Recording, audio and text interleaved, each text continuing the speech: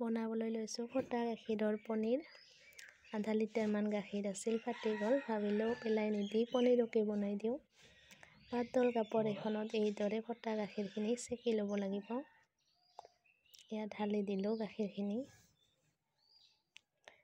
এতিয়া এইখিনি কোনো গোন্ধ নথকাকৈ ভালদৰে পানী দি থ'ব লাগিব, যাতে গোন্ধ ৰৈ নাযায়, যিহেতু ফটা গাখীৰ হয়।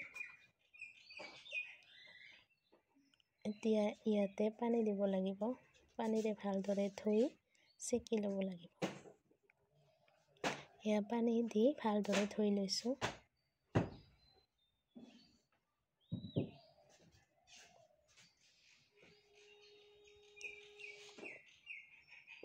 এতিয়া কাপোৰখনৰ চাৰিওফালে এইদৰে ধৰি পানীখিনি চেকি দিম।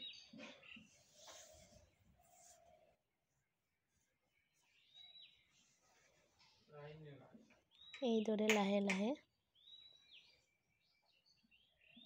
চেকি দিব লাগিব।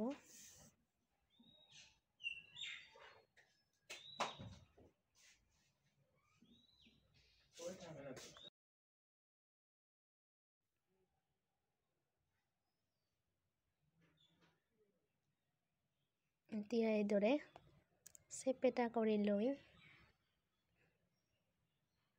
কোনো ওজন বস্তু ইয়াতে ৰাখি দিব লাগিব 1 ঘণ্টামানৰ বাবে। এইদৰে চেপেটা কৰি লৈ লৈছোঁ।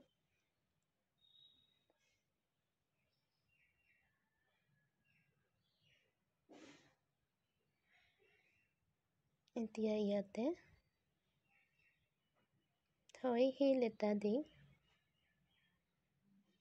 ৰাখি দিম 1 ঘণ্টামানৰ বাবে। মই এইদৰে শিলকে দি দিছোঁ, যিহেতু অকণমান হয়। 1 ঘণ্টামানৰ বাবে থৈ দিছোঁ। 1 ঘণ্টাৰ পিছত এয়া পনীৰ হৈ গৈছে। পনীৰখিনি এতিয়া কাটিম।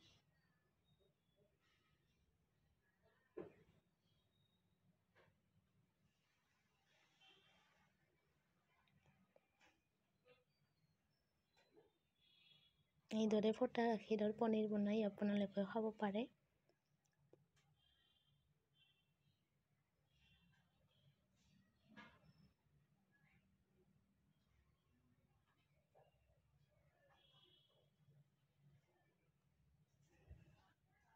পুৰা 8 পিচ হৈ গ'ল।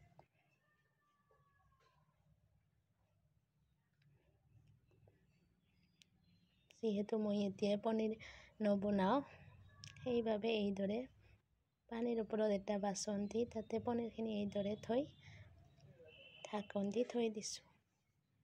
ধন্যবাদ।